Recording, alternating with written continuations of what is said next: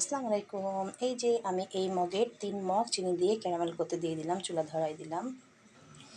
আর লাগবে এই যে ভিনেগার আর আপনার টেস্টিং সল্ট, স্বাদমতো লবণ দিয়ে ক্যারামেল করে নিয়ে এগুলো দিয়ে আমি পানি দিয়ে সস করে নেব। বাসায় করলে কম খরচে হয়ে যায়, আর আমি একটু বেশি করব কারণ একবার করলে অনেকদিন থেকে যাবে ফ্রিজে।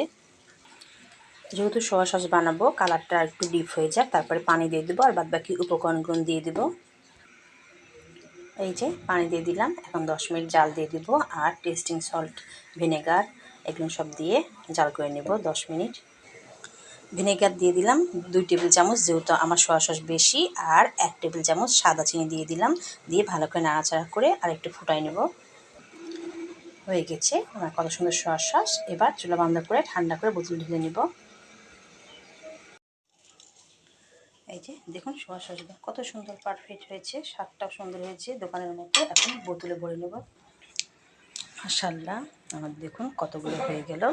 এটা কিনেছিলাম 40 টাকাতে, আর বাসায় বানালাম কম খরচে হয়ে গেল কতগুলা। সবাই ভালো থাকবেন, আল্লাহ হাফেজ।